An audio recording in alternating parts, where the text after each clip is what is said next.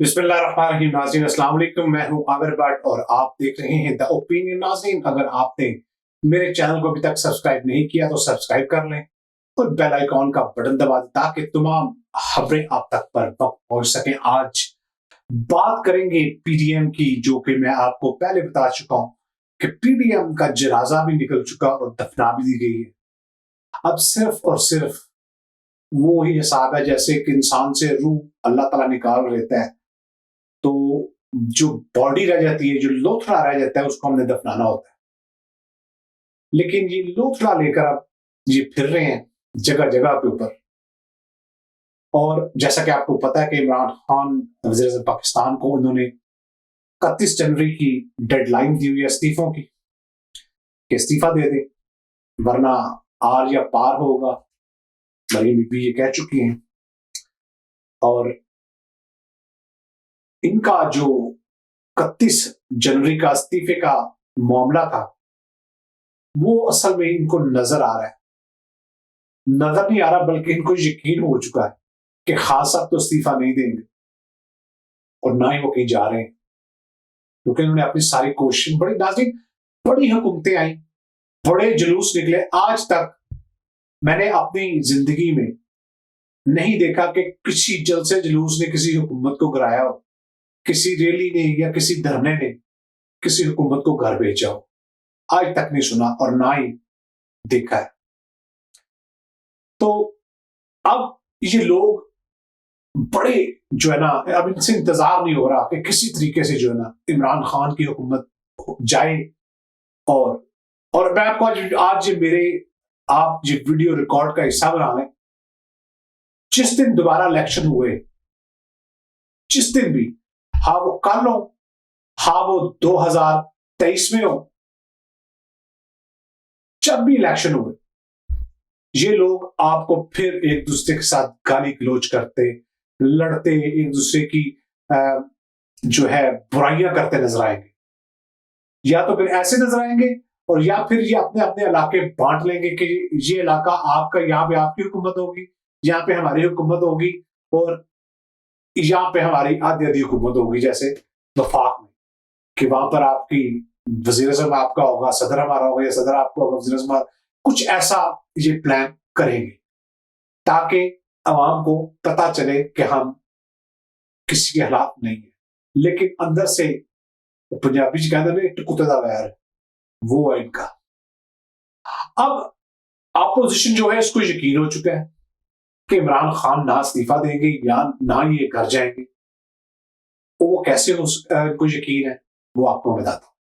अब बात यह है कि अपोजिशन ने अपना पूरा एक जो आप उसको कहते हैं नया जो शेड्यूल है उसको अनाउंस कर दिया, जबकि बात यह थी कि 31 जनवरी तक इस्तीफे की बात थी कि इस्तीफा देंगे खान साहब, और अगर उन्होंने कुछ करना था तो वो 31 जनवरी के बाद जाके करते। उससे पहले ये शेड्यूल अनाउंस कर देने, ये वाजिया एक उनको पता, यकीन हो चुका उनको अपने आप ऊपर के अब खान साहब घर तो नहीं जा रहे, अपने शेड्यूल जो है अब वो तो जारी करें ताकि अवाम को पता हो कि हम अभी मैदान में। 19 जनवरी को इलेक्शन कमीशन इस्लामाबाद के सामने एक प्रोटेस्ट किया जा रहा है और ये बात ज़हन में रखें, 19 जनवरी को ही मेरा ख्याल है पाकिस्तान के कुछ हिस्सों में जिमनी इलेक्शन भी हो रहे हैं। जहां तक मेरा ख्याल है 19 जनवरी को वजीराबाद और डस्का में जिमनी इलेक्शन हो रहे हैं और इनकी पार्टी उसमें हिस्सा ले रही। किस मुंह से? आप एक हुकूमत को हुकूमत नहीं मानते, सिलेक्टर का शोर करते हैं।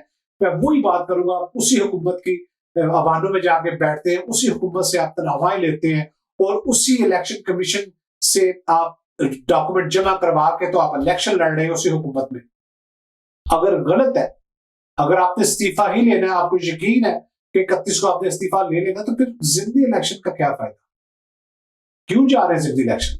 जाने दे अपनी ये सीटें भी, खड़े रहे अपने बयान के ऊपर, लेकिन नहीं, ये इनका वतीरा बन चुका है, झूठ पे झूठ, झूठ पे झूठ, और अवाम को बस इन्होंने पता नहीं, अवाम भी हमारी कुछ ऐसी है कि अल्लाह माफ करे, हम माँ बाप से ज्यादा, अल्लाह माफ करे, तौबा करता हूं मैं तो नहीं है, लेकिन कुछ लोग मैंने देखे पीटीआई में भी और नून लीग में भी, जो अपने माँ बाप से ज्यादा अपने इन दो लीडरों को ज्यादा वो अहमियत देते। अब 19 जनवरी को इनका इस्लामाबाद में प्रोटेस्ट है, उसके बाद 21 जनवरी को कराची में इसराइल नामंजूर मार्च। नाज़रीन, इस मार्च की मुझे कुछ समझ नहीं है कि नामंजूर मार्च, इसराइल नामंजूर मार्च किसके खिलाफ होगा? हुकूमत पाकिस्तान के खिलाफ होगा या अकेले इमरान खान के खिलाफ होगा, जो बार बार कह चुकी है कि हम इसराइल को तस्लीम नहीं करेंगे। और मैं कहता हूं कि मेरा यकीन है और ईमान है कि पाकिस्तान का कोई भी बंदा, हाँ वो मुसलमान हो, हाँ वो सिख हो, ईसाई हो, हिंदू हो, जो पाकिस्तान में बसने वाले हैं और जिनको हकीकत पता है इसराइल की, वो कभी भी इसको तस्लीम नहीं करेंगे, किसी भी मजहब से तल्लुक रखते हो। तो ये फजलुर रहमान जो है, ये कौन सा मार्च, कौन सी रैली लेके जा रहा है कराची में इसराइल की 21 फरवरी को? मजा मैं कहता हूं कि तब है ना कि उस दिन ये बंदा उन मुसलमान हुक्मरानों के खिलाफ बात करे जिन्होंने इसराइल को तस्लीम किया, पर नहीं कर सकता ना उनके खिलाफ। फंडिंग करते हैं वो लोग इसे, वो लोग इसके मदरसों को पैसा देते हैं दीनी तालीम के लिए, ये बंदा अपने लिए इस्तेमाल करता है। मैं नहीं कहता, शरानी साहब, हाफिज हुसैन साहब, बहुत से लोग ये कह चुके। अब इनकी जो कोशिश है इन चीजों के ऊपर वो यही है कि किसी ना किसी तरीके से पाकिस्तान में जो है हलचल अफरा तफरी मची रहे, लॉ एंड ऑर्डर का मसला बनता रहे, ताकि हुकूमत या अफवाज पाकिस्तान या हमारे जो सिक्योरिटी इदारे हैं वो ऐसा कदम उठाएं जिससे मुल्क की बदनामी हो। लेकिन इन पागलों को ये नहीं पता कि इस मुल्क का दिफा करने वाले इनसे कई ज्यादा शातिर है। मानी फौज है पाकिस्तान की पूरी दुनिया में, अल्हम्दुलिल्लाह। अब ये उस फौज को उकसाने की कोशिश कर रहे हैं कि वो नहत्ते अवाम जो है, ये जो कहते हैं नहत्ते, जिनके पास डंडे होते हैं, कोई पता नहीं चलता कहां से गाड़ियों में से पत्थर भी निकल आते हैं, इनको जो नहत्ते अवाम कहते हैं।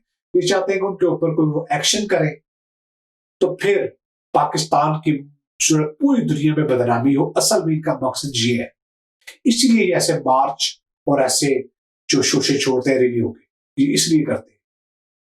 अब कराची का जो मार्च है, इनकी जो रैली है, वो उस दिन 21 को बताएगी कि ये हुकूमत के खिलाफ था या इसराइल नामंजूर मार्च जो है ये उन लोगों के खिलाफ था या उन हुकूमतों के खिलाफ था या उन मुल्कों के खिलाफ था जिन्होंने इसको तस्लीम किया। उसके बाद 5 फरवरी को एक और जलसे की अनाउंसमेंट उन्होंने की है। ये जलसा उन्होंने कहा जी हम इस्लामाबाद जो कि लेके जाएंगे, 31 जनवरी की डेडलाइन भी दे चुके हैं और शेड्यूल भी दे चुके हैं साथ अपना जो अगला इनका लायबल है। इनको यकीन हो चुका है कि खान साहब घर नहीं जाएंगे। अब इन्होंने अपने जो शेड्यूल अनाउंस किए हैं उनमें इन्होंने अपना शेड्यूल दिया 9 फरवरी का हैदराबाद में, 13 फरवरी को ये सियालकोट जा रहे हैं, 16 फरवरी को ये पशीन और 23 फरवरी को सरगोदा और 27 फरवरी को ये खुजदार में जो ना जा रहे हैं जो रैलियां या खताब या जलसे जो भी उन्हें करने हैं, और साथ साथ सेनेट और जिद्दी इलेक्शन भी लड़ रहे हैं। लेकिन आसफ जरदारी जो है, जिनको मैं सियासत अक्सर मैं कहता हूं कि ये सियासत के बादशाह, ये हलचल मचाते हैं सियासत में अक्सर, अब उनकी जो राय है वो कुछ और है। वो चाहते हैं कि सारी पार्टीज मिलकर इमरान खान साहब के खिलाफ, स्पीकर के खिलाफ, उसके बाद पंजाब हुकूमत के खिलाफ, इन सब के खिलाफ जो है ना, केपी के पंजाब, इनके खिलाफ जो है ना अदम एतमाद ले आए। केपी के में तो ऑलरेडी पीटीआई की हुकूमत है, वहां तो ये बिल्कुल नाकाम हो गए, और पंजाब में और वफाक में खान साहब पहले ही तैयार बैठे हुए हैं, वहां पे भी ये नाकामी है। और इन चीज का नवाज शरीफ सबको भी पता है फजलुर रहमान को भी पता है, और बल्कि यहाँ तक रिपोर्ट है कि फजलुर रहमान और नवाज शरीफ जो है वो इस चीज से खुश भी नहीं है, और उन्होंने जरदारी साहब को साफ साफ जवाब भी दे दिया है कि जनाब आप जो कर रहे हैं हमारे साथ अच्छा नहीं कर रहे, क्योंकि उनको पता चल चुका है कि ये एक जाल बिछा रहे हैं जरदारी साहब हमारे खिलाफ। नाज़रीन जी, इनको मैंने पहले आपको बताया कि इनको एक दूसरे के ऊपर यकीन भी नहीं है। यकीन इसलिए नहीं है कि एक दूसरे के साथ जब वक्त गुजार चुके हैं, इसलिए इनको यकीन नहीं है। अब इन्होंने ये बात, जैसे कि मैंने पहले कहा, जरदारी साहब को बता चुके हैं, सॉरी नवाज शरीफ साहब को, तो जो वो चाहते हैं नवाज शरीफ साहब, असल में नवाज शरीफ साहब और फजलुर रहमान जो है उनकी यही कोशिश है, यही सोच है कि लॉन्ग मार्च किया जाए रावलपिंडी की तरफ, और रावलपिंडी लॉन्ग मार्च को ले जाया जाए और जीएचक्यू के बाहर जाकर ये बैठ जाए, ताकि वहां पर बैठकर ये फौज के खिलाफ बड़े पैमाने के ऊपर प्रोपेगेंडा कर सके, फौज को बदनाम करने की कोशिश जो उनकी जारी है वो उसको मजीद हवा दे सके। ये है असल में उनकी कोशिश कि फौज के ऊपर दबाव डाला जाए, और फौज के ऊपर जो दबाव वो डालना चाहते हैं वो किस बात का है। पहले भी इनको फौज ने एनआरओ दिया मुशर्रफ साहब के दौर में, और इनको पता है कि हम फौज के ऊपर प्रेशर डालेंगे, पर इनको ये नहीं पता कि आगे अब जनरल बाजवा साहब है, उसके बाद इमरान खान साहब है, दो वो लीडर हैं जो करप्शन के खिलाफ डट चुके हैं। अब ये चाहते हैं कि फौज हमारी बात माने, इलेक्शन कमीशन को किसी तरीके से ये इमरान खान साहब की जो पीटीआई की फॉर्म फंडिंग है उसके ऊपर लेकर आए और इस जमात को फारग करें। मैंने अभी पहले भी आपको कहा कि इनकी कोशिश सिर्फ यही है कि किसी तरीके से इमरान खान को घर भेज दें। बात ये नहीं है कि फॉरेन फंडिंग की, बात ये है कि कोई भी तरीका हो, हाँ उसमें फॉरेन फंडिंग हो, जो कि यही एक उनके पास मेरा ख्याल है कि कानूनी चीज है जिससे वो लड़ सकते हैं, लेकिन अदालत में जाकर फौज के साथ अदालत में जाएं, प्रूफ लेकर जाएं, प्रूफ पेश करें, केस को ओपन करवाएं। आपने भी अपने दौरे हुकूमत में बड़े बड़े केस बंद कर दिए, जिसकी वजह से ये ब्लडशीट जैसी चीजें सामने आई, ये उन्हीं चीजों का नतीजा है। तो आप अदालत में जाएं, हमारी अदालतें इंसाफ करती हैं और अल्हम्दुलिल्लाह कर रही हैं। जाएं, आपको भी पता चल जाएगा कि फॉरेन फंडिंग केस में होता क्या है, क्योंकि फॉरेन फंडिंग केस जिस तरह आप जानते हैं मियां साहब या जरदारी साहब, कोई नहीं जानता। आपकी पार्टी और मियां साहब की पार्टी सब जानते हैं कि फॉरेन फंडिंग असल में होती क्या है।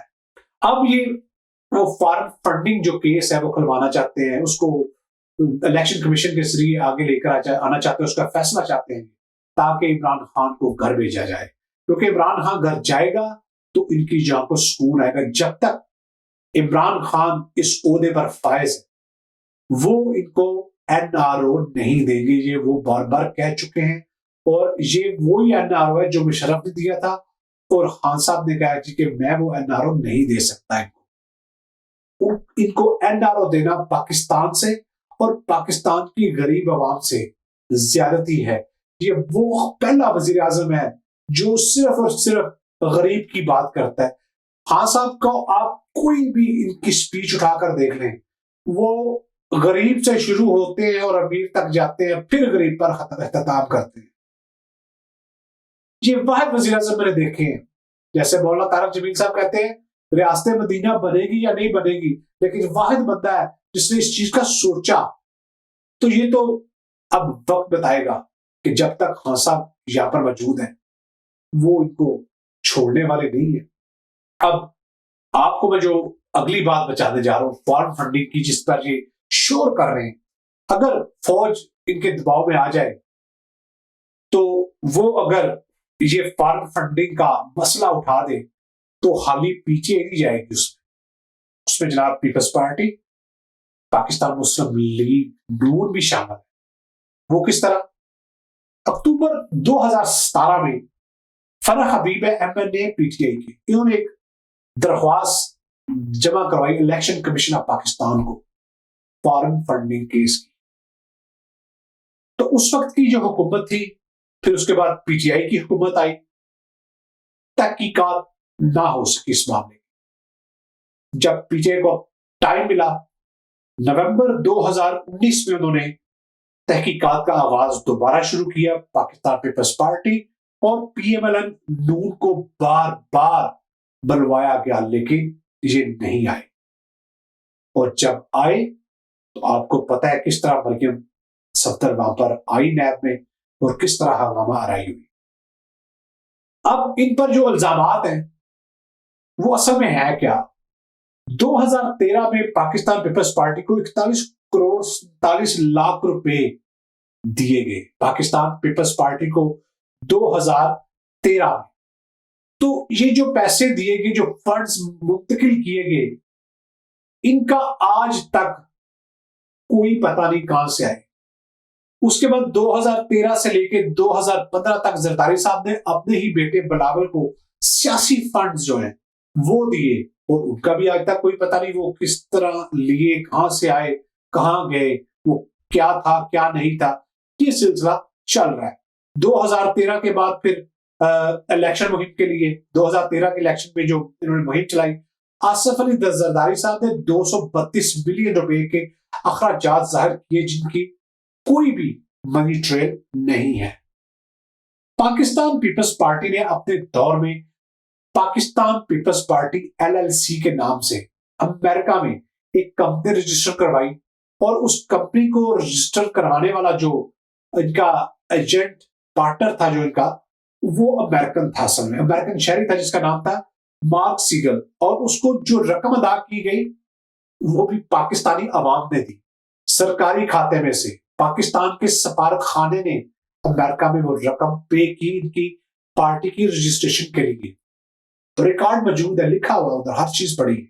अब नून लीग की जो फंडिंग है उसके बारे में बात करेंगे, क्योंकि इनके ऊपर जो केसेस हैं, इनकी जो ऑडिट रिपोर्ट है ना, 2013 से 2015 तक इनकी पार्टी फंडिंग के जो जराए मालूमात इनकी मौजूद ही नहीं है उसमें, पार्टी फंडिंग के, इनकी सॉरी ऑडिट रिपोर्ट में। और ये उस वक्त की बात है जब ये हुकूमत में आ रहे थे। करोड़ रुपए के फंड्स आज तक पता ही नहीं चल सका कि कहां से आए। उस समय नून की जो ऑडिट रिपोर्ट है उसमें 2013 से 2015 तक पंजाब में 23 लाख और सिंध में 5 करोड़ रुपए के सासे गैर मुसद्दका इनके पास हैं। ये सबसे बड़ी जो इन्होंने गलती की वो की इन्होंने पॉलिटिकल ऑर्डिनेंस की खिलाफ वर्जी। वो क्या थी? केपीके और बलूचिस्तान, इनके जो फंड्स हैं इनका आज तक ऑडिट ही नहीं हो सका। और ये एक ऐसा जुर्म है जिस जुर्म के ऊपर ये घर भी जा सकते हैं और पार्टी खत्म हो सकती है। अगर इनको सिर्फ और सिर्फ केपीके और बलूचिस्तान के जो ऑडिट नहीं करवाए इसके ऊपर धर लिया जाए तो ये फारिग है, क्योंकि ये पॉलिटिकल ऑर्डिनेंस जो है ना उसकी खिलाफ वर्जी है और बहुत बड़ा जुर्म है।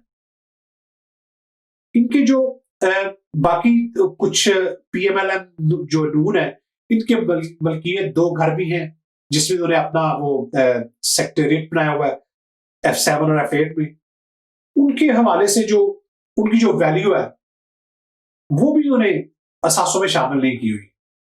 बहुत कुछ ऐसी चीजें नाज़रीन मौजूद है पाकिस्तान पीपल्स पार्टी के खिलाफ, मुस्लिम लीग नून के खिलाफ, नो डाउट पीटीआई के खिलाफ भी होंगी, लेकिन अभी तक जो सामने आया ब्रॉडशीट में 200 बंदों का नाम है। और अब 200 बंदों में जरूरी तो नहीं है कि नवाज शरीफ या शहबाज शरीफ या जरदारी साहब अकेले होंगे या बीबी बेनजीर शहीद अकेली होंगी, नहीं, बहुत से लोग होंगे। और अब हुकूमत को चाहिए कि इसको परसू करे और मेरा और आपका जो पैसा लूटा जा चुका है इस मुल्क से उसको वापस लेकर आए। इसलिए वो लंदन जाके बैठे हैं और जेलें उनके आज भी पाकिस्तान में पागल हो रहे हैं। सारा कुछ, मुझे दुख से इस चीज का आता है कि हर चीज सामने है फिर भी हम अकल के अंधे हो जाते हैं। फिर भी हम भूल जाते हैं कि यार ये किसको सपोर्ट कर रहे हैं। आज के दिन 18 तारीख को इनको जब नैब ने बुलवाया, इनके पास कोई जवाब ही नहीं दे सके। तहरीक इंसाफ के जो लोग हैं, इन्होंने बेतहाशा फंड जमा किए फॉरेन कंट्री में जाकर, लेकिन मैं समझता हूं कि इनकी बहुत बड़ी नेग्लिजेंसी है जो ये लोग उसका रिकॉर्ड सही नहीं रख सके, और यह गलत है। जो बात गलत है वो गलत है। आप वो इमरान खान साहब की करे या नवाज शरीफ करे या कोई भी करे, हम पाकिस्तानी हैं, हमारा तल्लक पाकिस्तान से है, हमारा पाकिस्तान के सियासतदानों से तल्लक नहीं है। हमारा तल्लक पाकिस्तान के हर उस बंदे के साथ है या हर अच्छे सियासतदान के साथ है जिसको पाकिस्तान का एहसास है। जिसको पाकिस्तान का एहसास नहीं है, हमारा उससे तल्लक नहीं है, कोई भी हो। अब देखें आगे क्या होता है। अगर ये सारे ऐसे ही फंडिंग के जो खाते खुलते रहे तो इनमें जो फजलुर रहमान का हाल होगा वो अल्लाह जानता है, ये आप भी जानते हैं कि क्या हो सकता है, लेकिन अल्लाह जानता है कि उसके साथ क्या होगा। क्यों कि जो फॉरेन फंडिंग जितनी फजलुर रहमान ने की है, किसने नहीं की। बाकी फॉरेन फंडिंग जितनी फजलुर रहमान को मदारस की शक्ल में मिली है, वो शायद ही किसी दीनी बंदे को मिली हो, लेकिन इस बंदे ने उसको भी अपने लिए इस्तेमाल किया। अब उसका हिसाब इस बंदे से कैसे लेना है, ये नैब का काम है, हुकूमत पाकिस्तान का काम है। अल्लाह पाक आपका और मेरा हामी नासिर हो। पाकिस्तान और पाकिस्तान से प्यार करने वाले जिंदाबाद।